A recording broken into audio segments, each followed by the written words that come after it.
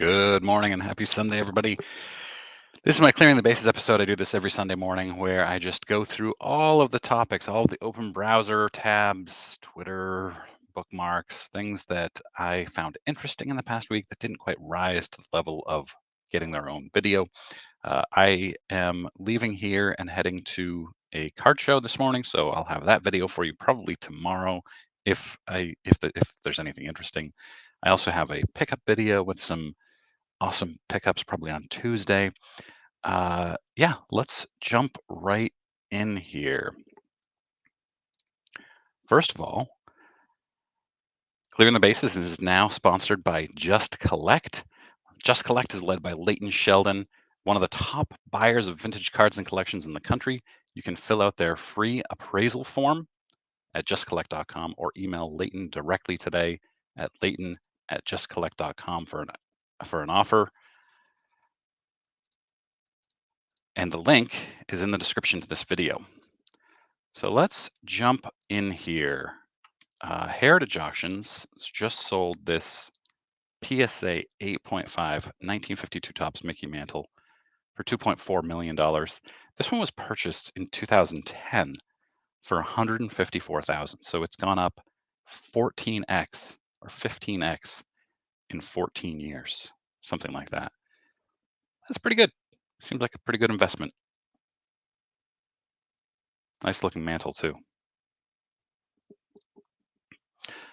This was just a cool little collectible thing. A gold Lego mask found at Goodwill sells for more than $18,000. So Goodwill online posted this for sale online, and they received messages from people saying, "You don't know what you have." So they posted online on their e-commerce platform, Shop Goodwill, and people reached out to them with private offers. That's what it was. And then they did a little research, realizing they must have something if they're getting all these private offers. And it was one of 30 golden masks that Lego released in 2001. 25 of these were given to Lego employees, while the remaining 5 were given away in a contest. Pretty crazy. $18,000, 48 bids. Pretty neat. I have started my newsletter for this week. The headline is Buy SGC or Buy SGC, as you can see here. If if I get a newsletter out this week, which is questionable due to how busy my day has suddenly gotten, it might actually end up coming out on Tuesday morning. I'm not sure yet, but make sure you're subscribed. It's free. It's weekly. It usually comes out on Monday morning, 6 a.m. That link is also in the description, right underneath the Just Collect link. You may have seen the drama with Fanatics' new uniforms for baseball players. They're really, really bad. And Fanatics is saying it's unfairly blamed for the uniforms. I mean, these are see-through. The players hate them. They're tight in weird places. They just look really, really bad. And uh, Michael Rubin says, "We're doing exactly as we've been told, and we've been told we're doing everything exactly right, and we're getting the bleep kicked out of us. So that's not fun." Yeah, Michael, you're not a victim in this. Okay, so I think I actually covered this last week. Did I? I don't remember now, but Young Gamer lists rare copy of NES Zelda, hoping for something like $15,000 to $20,000 on. I think he listed it on eBay, if I remember correctly. Then he realized what he had, sold it at auction for $288,000 after scrupulous eBay users informed him what he had. Pretty cool. Very, very rare original Zelda copy. Sorry about my sniffling. All right, Fanatics eliminates 100 jobs in apparel vertical restructuring. This I should have had this immediately after the other the apparel Michael Rubin story, but yeah, they're eliminating 100 jobs in a move aimed at reducing redundancies in its core commercial business. Maybe they should have these people focus on, I don't know, making the pants better. I know. Different people, different skills. The winners of autographed charity items are getting refunds. This is good. This is updated since I since I originally opened this. So the charity posted on social media is unable to verify the authentication of items, which included a jersey reportedly signed by Travis Kelce and Taylor Swift. Uh, and so this gentleman bought them, and then what was it? He was unable to get them authenticated. Yeah, they went to KSA certification to get the Jordan jersey examined. KSA is generally considered the leading Canadian authority on authentication and grading of sports memorabilia.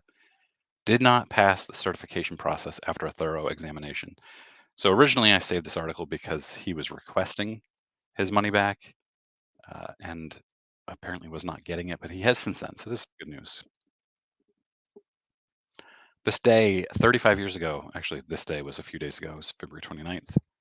Uh, I guess that doesn't make sense if this was posted. So it must have been 28th. Yeah, Darren must not be in my time zone. So last week, 35 years ago, Upper Deck opened, released the most iconic baseball card set of my lifetime with the number one card, most iconic card, $1 a pack. It was a lot. I tried finding a different source for this black gold Prism number to 5. I couldn't find one. I think it's awesome. It looks great. I love this. This is a new design for Prism, which is great to see, I guess, because everything else looks exactly the same. All right. You may remember, let's go back here for a minute. Topps was releasing this first card stamp for the first card off the printing press. It's a one of one, except Topps forgot to put the stamp on the cards. And originally we believed, I don't remember why, we believed that they were unnumbered one of ones, but it turns out these are actually, let's see, these are actually numbered. Here it is right here, one of one. Here's the Will Brennan. Oh, here's the Will Brennan one of one, and it doesn't have a stamp on it. So Topps is offering, if you pulled one of these cards, first of all, you need to look on the back of all of your base cards now to find that one of one stamp. They would like to offer to stamp these cards with the first card, as well as provide you with Topps credit. And then you need to submit a claim and send it to them. And now people are saying that they can just stamp any base card one of one and mail in to Topps. And I've got to think that Topps knows precisely what their stamp looks like. I don't know. I mean, it seems pretty crazy that you can just add a one of one stamp to any base and send it to them and get credit and this stamp added to it and then just sell it. And people have shown that they have added stamps. I don't have a copy of one here, but yikes. Seems like a problem.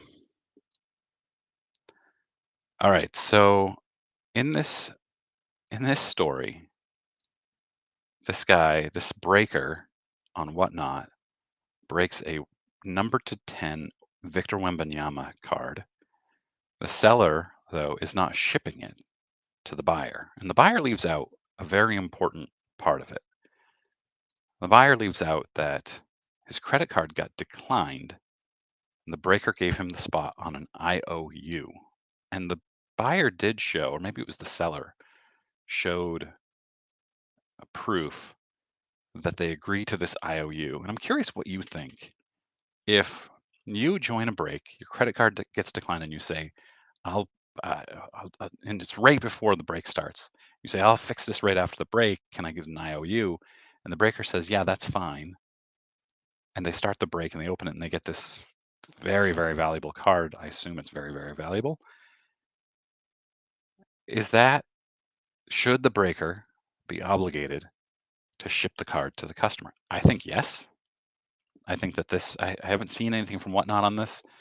I think that this should be a problem for the breaker, and I think that the buyer should get this card.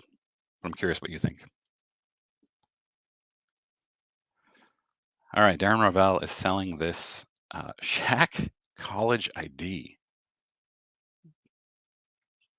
obviously signed by Shaq right here. PSA Authentic Auto. I just thought this was a really cool item. He has, well, no matter what you think of Darren Rell, he's an interesting dude. I think this is really cool. He's selling it anyway. So this is the every. This is such a weird thing. Get Good Dad, somebody I started following fairly recently. Seems like a nice guy. He's really into cards. Has some unusual opinions on things. He says he spent $80 in a break, and he got, at best, a $3 card and a bunch of base. And the breaker threw in a pack of Donruss and a pack of Absolute to make up for it. And then he complains, saying those are the two worst football products that exist. He says, needless to say, I will never purchase from this breaker again. And yes, I know it's 100% gambling, but this is ridiculous. And he got shredded. um, yeah, I mean, the breaker threw in free packs. They didn't need to do that. They didn't even need to send you your base cards. They should, in my opinion, but a lot of breakers don't send base cards. And he doubled down. I mean, people are going like, "Are you serious?" And he's like, "Yes, I would never do this. I would make sure they get their money's worth."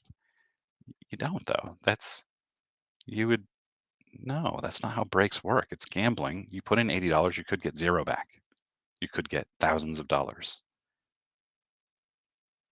So he got a quarter of a million views on his tweet. I feel like I've gone viral if I get 5,000 views on a tweet. I just thought this Beckett Slab was hilarious.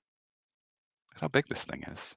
It's a 2016 National Treasures booklet. Hilarious. So big. All right, Leaf. So Leaf cards, Whatnot Breakers got Leaf Legends of Wrestling early and already pulled the top card of the product almost a week before the product released. They're breaking on Whatnot. And I guess if I remember correctly, Whatnot just lets people break when they want because it's not, I assume it's not up to Whatnot. It's up to Leaf agreement with the breaker. And because the top card has been pulled, the product value has now presumably tanked. And so now other breakers who were waiting like they're supposed to are afraid that they're not going to be able to sell their break spots, which is reasonable, I think. Here's the card, already listed on eBay.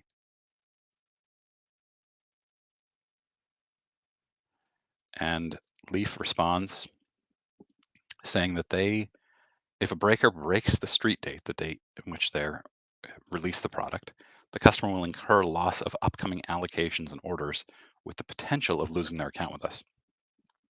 That is correct. That is the way it should be.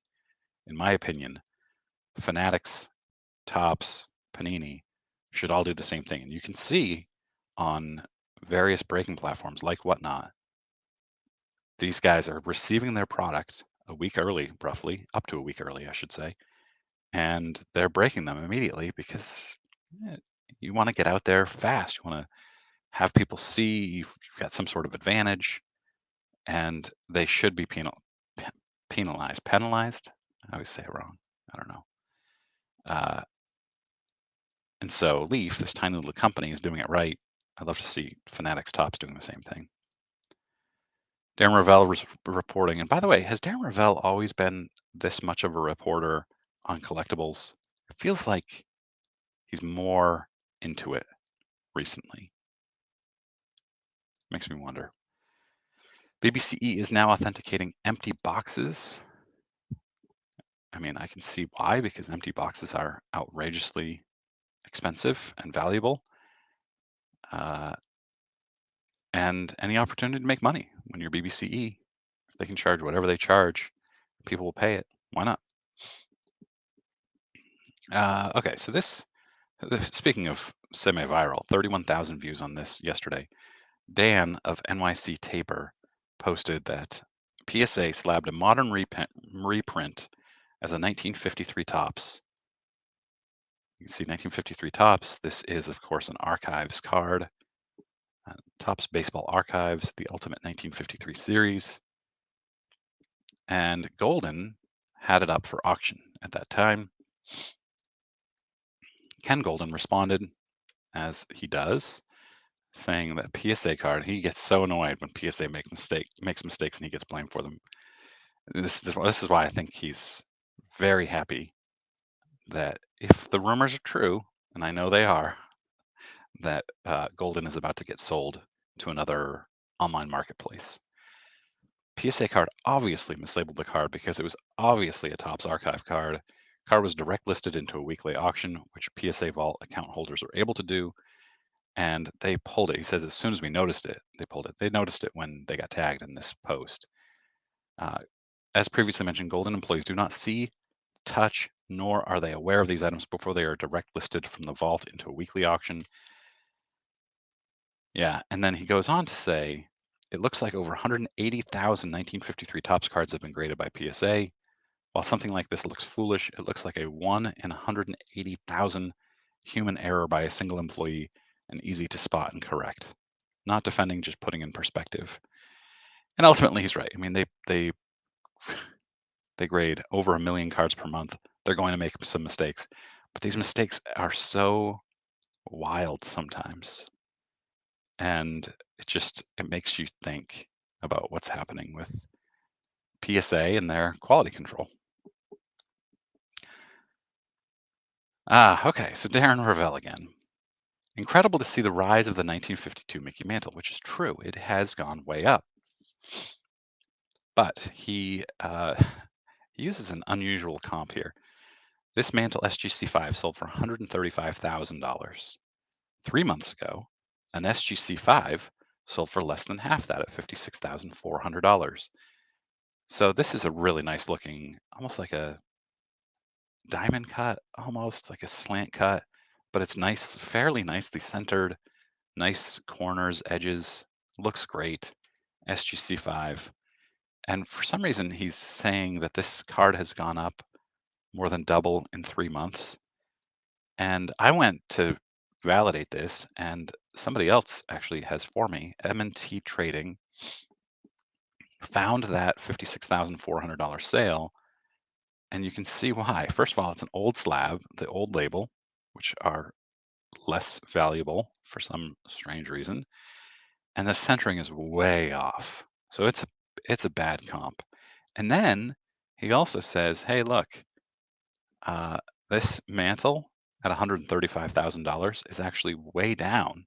It's the lowest that has sold since April of 2021." So, yeah, a little context here on this Revell tweet.